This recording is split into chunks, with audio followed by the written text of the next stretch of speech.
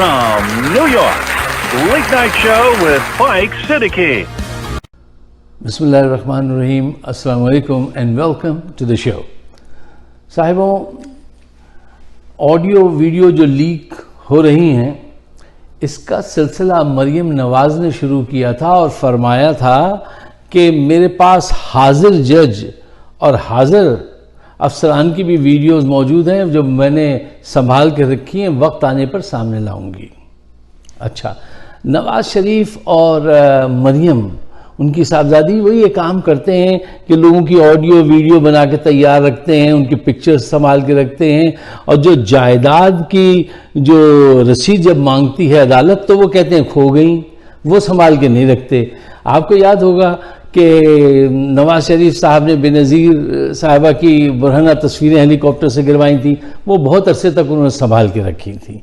अब साहबजादी जो हैं, उनकी सियासत की बुनियाद भी ऑडियो वीडियो लीक्स है जो वो लोगों की बनवाती हैं। अच्छा, देखिए, अब ये जो करंट ऑडियो सामने आई हैं वो सारी खबर आप तक पहुंच चुकी है कि एक तरफ चचा से कह रही हैं कि चचा जान, तेल की कीमतें बढ़ाना बड़ा ज़रूरी है, बढ़ा दीजिए, और दूसरी तरफ मजमे में आके कह रही हैं कि मैं इस कीमत के बढ़ने के खिलाफ हूं, मैं आपके साथ खड़ी हूं। ये धोखेबाजी, देखिए, इनकी सारी धोखेबाजियां आवाम को पता हैं।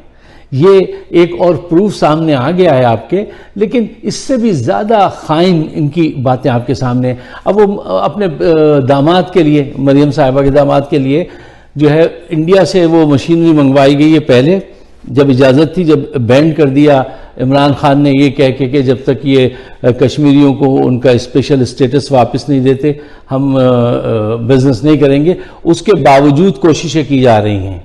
और हिंदुस्तान से इनके कुछ ऐसे कलबी ताल्लुक़ हैं, कुछ ऐसे ताल्लुकात हैं। देखिए, जब भी ये इख्तिदार में आते हैं नून लीग, तो ये अपने बिजनेसेस को कोई भी हालात हों बढ़ावा देते रहते हैं, और पाकिस्तान के बिजनेसेस इनकी प्रायोरिटी लिस्ट में बिल्कुल पीछे होते हैं। इनके दौर में पीआईए नुकसान में, स्टील मिल नुकसान में, हर चीज़ नुकसान में, और इनके तमाम प्रोजेक्ट जो हैं वो फ़ायदे में, और ये पूरी दुनिया में फैलते गए और अपनी वहाँ जायदादें बनाते हैं। अब ये रूजवेल्ट होटल कतरियों को सामने रख के वो ख़रीद रहे हैं। अभी पिछले दिनों जब ये आए, ये टर्की गए शहबाज शरीफ, तो इन्होंने इन बुरे हालात में, जब मतलब मईशत लुट चुकी है, अपने बच्चे को बुलाया लंदन से फ़ौरन और उसको मुज़ाकरात में शामिल किया। वो मफरूर है, ये खुद भी मुल्ज़िम है, और वहाँ पे मुज़ाकरात कराए। जिस कंपनी से सोलर पैनल खरीदने का, ये तुम इनसे खरीदो और फिर हमें बेचो। ये हर वक्त अपने बिजनेस पे नज़र रखते हैं, बस ये फोकस होते हैं अपने बिजनेस के लिए। अच्छा, ये बात आपको पता है। अब आइए इस टॉपिक की तरफ। ये जो ऑडियो लीक जो हैं, ये सोचिए कि ये किसने लीक कराई। देखिए, सिवाय इसके कि जब तक के फौजी इंस्टीट्यूशन इसका वो न करें ख्याल और उसको खुद इजाज़त ना दें, उस वक्त तक ये लीक नहीं हो सकती थी। सवाल नहीं पैदा होता। ये इमरान खान का काम तो नहीं हो सकता ना, ये फौजी इदारों का काम है। उन्होंने इनसे जान छुड़ाने के लिए कुछ इनको तंबीह की और बताया है कि अगर तुम हमारा कहना नहीं मानोगे। बाजवा साहब की भी हैसियत ये है ना कि वो एक तरफ इमरान खान से कहते हैं कि तुम मेरा कहना मानो, असेंबली में जाके बैठो, उनके हिसाब से उनकी चाहत के हिसाब से फॉलो करो। अब इनसे कह रहे होंगे कि तुम अब छोड़ दो, तुमने जो है बहुत देख लिया हमने कि तुमने क्या कारनामा अंजाम दिया, तब ये नहीं छोड़ रहे हैं, तो शायद इनको ज़रा नॉक किया इनका डोर, उन्होंने ये कुछ वीडियो ऑडियो लीक्स करा के। अब ये एग्जैक्टली तो अल्लाह ही बेहतर जानता है, लेकिन सियासी तौर पे अगर आप देखें तो ये यकीनन कुछ ऐसी बात ज़रूर होगी। अच्छा, देखिए, ये हकीकत है कि फ़ौज अब से नहीं, 1954 से इन्वॉल्व है वो ख्वाजा नाज़िमुद्दीन जमान के ज़माने से। अच्छा, वो एक तारीख़ी बात है जिस पे हम कभी बात करेंगे। आज तक जितनी फ़ौजी और गैर फ़ौजी हुकूमतें आई हैं, उनको बनाने और बिगाड़ने में फ़ौज का किरदार रहा है, और आज भी कितना एक्टिव है ये आप खुद देख सकते हैं। अच्छा, और हर मौके पर फ़ौज के इमेज को नुकसान पहुंचाए। लेकिन ये कारनामा जो बाजवा साहब ने दिया है ना अंजाम, ये 6 महीने जो हैं इनकी हुकूमत के, इसने वो नुकसान जो सारे 70 साल मिला के नहीं कर सकते, वो नुकसान इस हुकूमत ने पाकिस्तान के फौज को पहुंचा दिया, उसके इमेज को पहुंचा दिया, जो 70 साल में मुमकिन नहीं था। 5 महीने में, 6 महीने में ये कारनामा बाजवा साहब के हाथ हुआ है और तारीख लिखेगी इस बात को। हमारा आप भूल जाए लेकिन लिखेगी कि ये ऐसे ऐसे लोगों को, सर्टिफाइड लोगों को हुकूमत में लेके आए थे और उसके जरिए मईशत बहाल करने की कोशिश की थी। देखिए, कोई भी इनके करीब ऐसा नहीं है कि जो इनको समझा सके कि आपकी जो अना है इस वक्त, और ये आप जो पुराने दौर के कुंजियों से नए दौर के ताले खोलने की कोशिश कर रहे हैं, ये नहीं खुलेंगे। ये नए दौर की कुंजियों से खुलेंगे, पुराने दौर की कुंजियों से ये ताले नहीं खुलेंगे। सारी रात गुजर जाएगी, सुबह हो जाएगी और आप पकड़े जाएंगे, ताला आपसे नहीं खुलेगा। अच्छा, कोई भी एक मुखलिस शख्स अगर इनके दोस्तों में हो, इनको समझाए कि देखिए आप जिनको लेकर आए हैं, पाकिस्तान का सबसे बड़ा मसला इस वक्त क्या है? मईशत ना। अच्छा, अब आप ये देखिए कि क्या शहबाज शरीफ, नवाज जरदारी, इसहाक डार मईशत ये ठीक करेंगे? मैं अक्सर ये सवाल पूछता हूं, अगर मईशत ये ठीक करेंगे तो खराब किसने की थी? देखिए, ये इसके एक्सपर्ट हैं कि ये करप्शन कैसे करें, और आप इनसे मतलब कहते हैं कि मईशत दुरुस्त कर दो। बाजवा साहब ने खुद नेशनल सिक्योरिटी की एक मीटिंग में कहा था कि इसहाक डार साहब ने ये हरकतें की हैं और इसकी वजह से इतना इतना नुकसान हुआ है। खुद इन्होंने सबूत पेश किए थे और खुद आज आप उसको आने दे रहे हैं, उसको ड्राई क्लीन कर रहे हैं। उनको ना जेल में जाएंगे ना कुछ वो होगा, वो फिर आर्टिफिशियल तरीके से जो है ना इकोनॉमी को बूस्ट करने की कोशिश करेगा।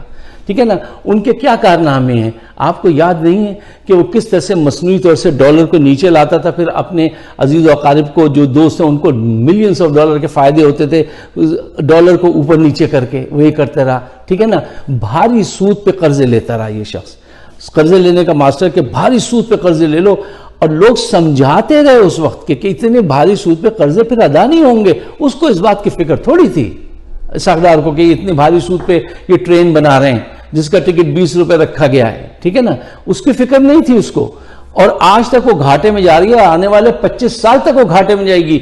इन्होंने अपना कमीशन और अपना जो माल बनाना था वो बना लिया। फिर क्या बाजवा साहब को नहीं पता कि वो इटली की वो क्या कंपनी थी, वेस्पा, उन्होंने कहा था कि हम पाकिस्तान में प्लांट लगाना चाहते हैं, तो उससे इन्होंने मुंह खोल दिया था कि हमें कमीशन इतने % ऐसे ऐसे ऐसे करके कहा। तो उन्होंने कहा ये क्या हरकतें शुरू कर रहे हो तुम, और वो चले गए थे। ठीक है ना। तो ये सारे तरीके ये शख्स मफरूर लिख के दे के गया था कि इसने ये वो बदनवानियां की हैं, सबूत के साथ इसके लिए वो मौजूद है।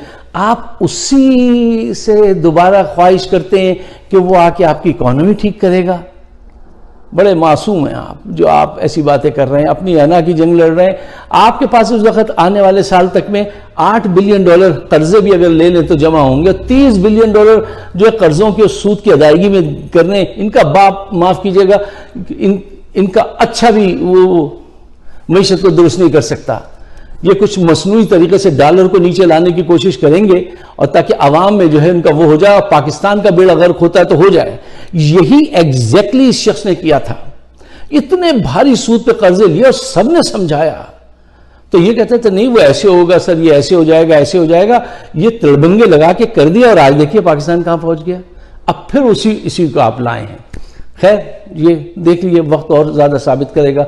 एक आखिरी बात मैं आपके सामने रखना चाहता हूँ इमरान खान साहब के लिए, कि इमरान साहब आप लॉन्ग मार्च में देर करके वक्त ज़ाया कर रहे हैं।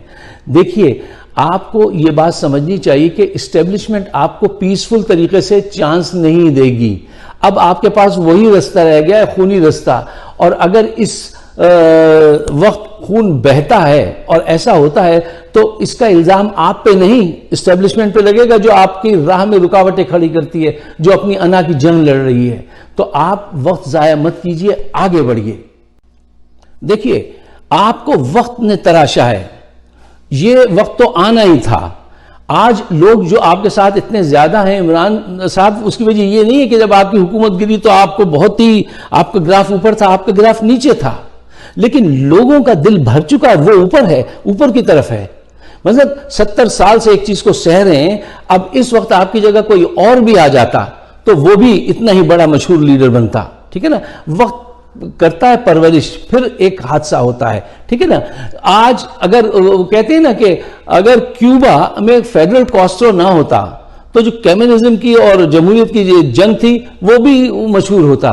कैनेडी अगर नहीं होते, कोल्ड वॉर में कोई और होता तो वो भी ऐसे ही मशहूर होता। ग्राहम बेल ने टेलीफोन याद करना ही था, अगर वो नहीं होता तो कोई दूसरा होता। वक्त आ गया है कि पाकिस्तान में एक दफा जो है बहुत बड़ा ऑपरेशन किया जाए और इन चीजों को दूर किया जाए। अब आप डरिए मत, देखिए रेवोल्यूशनरी हालात में ही रेवोल्यूशनरी फैसले किए जाते हैं। यह फैसला करने का वक्त है।